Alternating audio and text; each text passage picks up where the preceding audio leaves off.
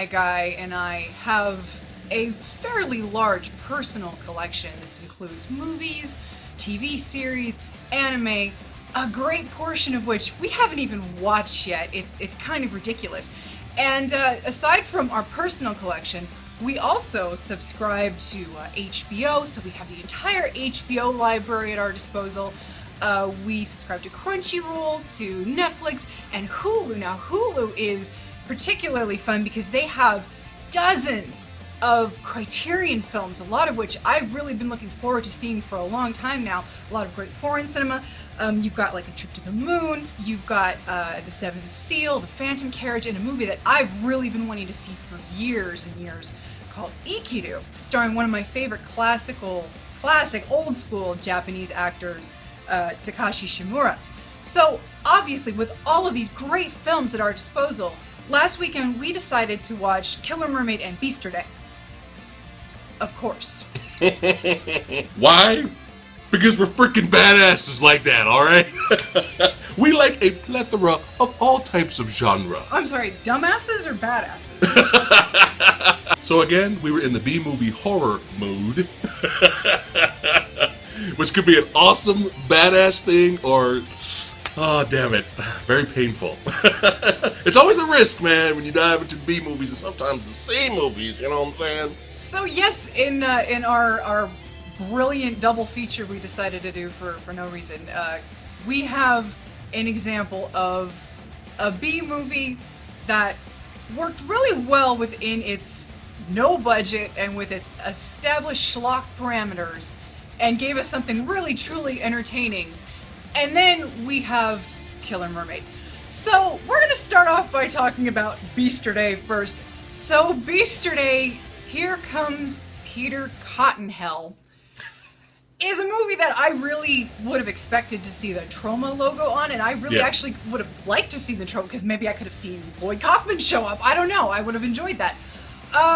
This is not a good movie. No, this is a very bad movie. This is one of those movies where, you know, if you had gotten us in the wrong mood, we probably would have just dismissed this as a piece of shit. And it is a piece of shit, but it's a funny piece of shit. Yes. I don't know if you guys are aware of the entertainment segments of Mr. Bill, which was something that was on in, what was it, the 70s? Yeah. Oh, Lord, was it SNL? Yes. Okay, now, he and I, and my cousin and I, the Cranky Critic, we used to have these sessions at 2 o'clock in the morning where we would be absolutely batshit insane and just delirious, and we would pop in Mr. Bill, and we would be laughing our asses off for about 10, 15, 20 minutes straight. Now, this is very similar to Beaster in that it is so stupid, so dumb, it's hysterical.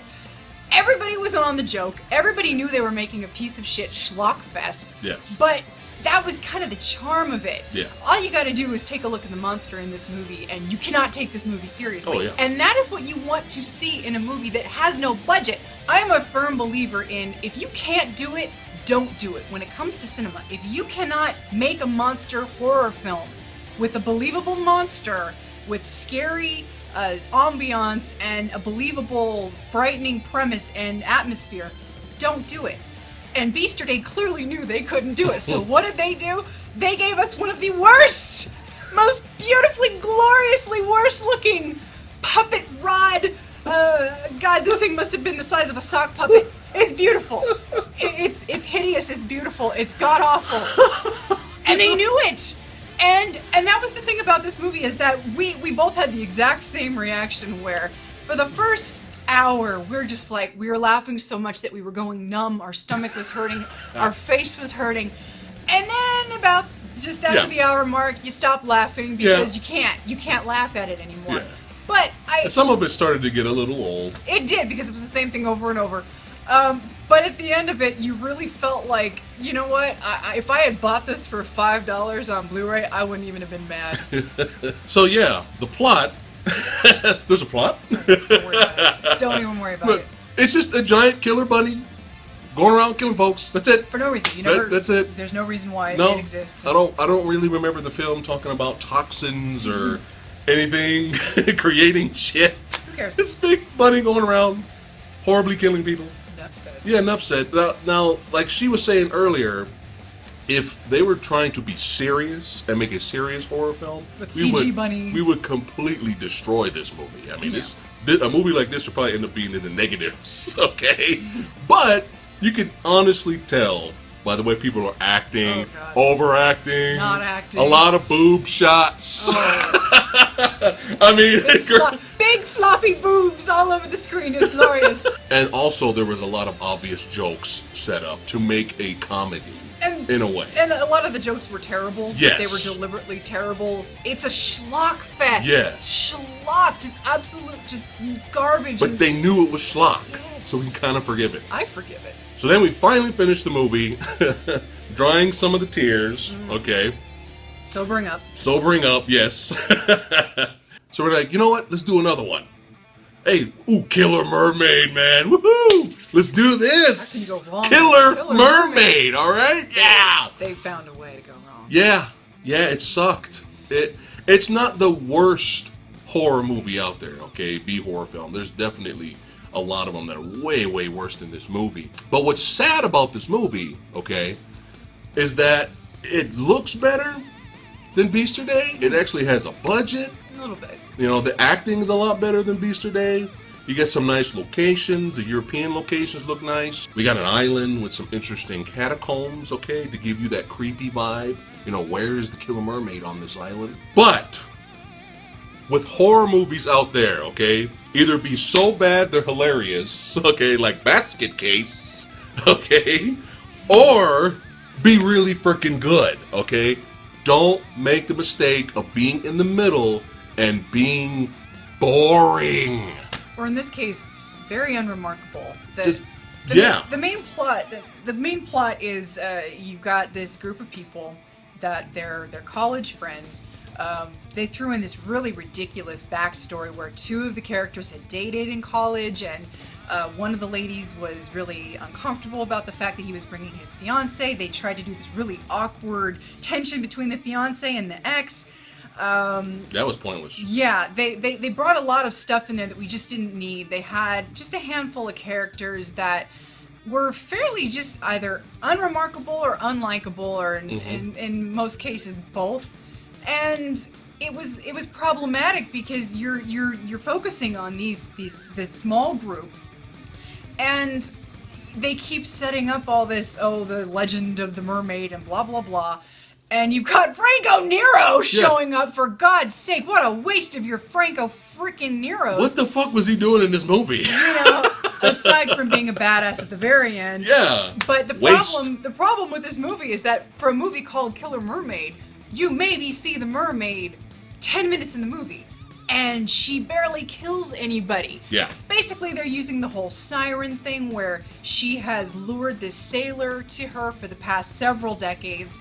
He grows old and he wants to keep her alive. They kind of probably love each other. They do make an insinuation that the mermaid does love him and cares for him. Well, he's the one who's actually doing the majority of the killing to feed her. Yeah. So the Killer Mermaid is only slightly a Killer Mermaid. Yeah, they should have named this movie Killer Old Man Sailor Old Man Killer Guy. The practical effects were decent of her face. Even the CG special effects of her tail was decent. Yeah. But, man, you can't give us unlikable, predictable characters. Annoying as hell. As soon as you get introduced to her friend, the first thing I called it right at the beginning of the movie. As soon as she was scared to get in the water due to a traumatic accident in her past, I immediately was like, okay, there's our heroine, and she's not gonna die, and she's gonna be the last one standing and save the day. I was right. And it was really terrible because they, again, going back to adding character development to people that you cannot possibly care about because of their interactions with each other. They're just not good, interesting characters, even though they tried really hard. She has this god-awful arc of her being scared of the water because her brother drowned when they were children and she couldn't swim, so she couldn't go out to save him. So now she's terrified of getting into boats. She refuses to swim in the ocean. Okay, great, bitch, what the fuck are you doing on an island, okay? Anyway, and then what really killed me was that by the end of this movie, everyone that she has traveled with has died. And the only way off the island is through the water and she's got to swim. She's just seen her friends get destroyed and killed by either the man or the mermaid, and she's still afraid to go in the fucking water. Bitch! Yeah. You just went through some shit, man, and you're gonna tell me you're still scared to go swimming. Yeah. Because character arc. Yeah. And then the worst thing ever happens in a horror film, okay? The creature that you advertise is barely there. You got boring characters that you don't care about, and you got a really boring plot where nothing's happening.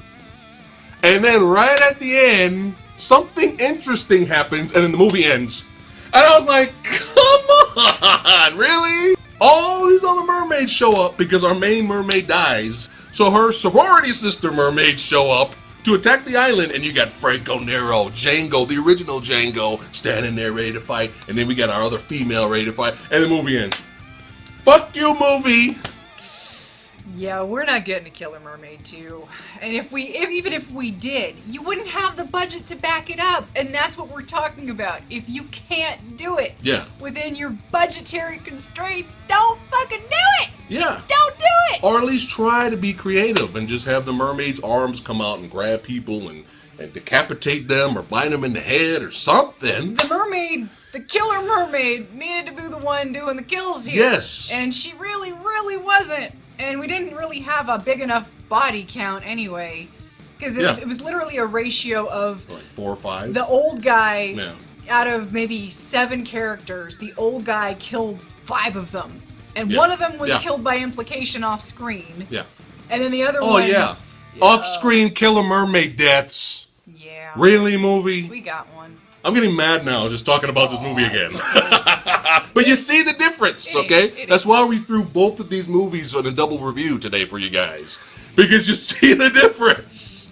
You know, we love B movies. Oh, yeah. We have a soft spot for the bad shit. You know, we love MST3K. I've lived off of that shit. That shit got me through high school, so I have a real legitimate soft spot for B movies.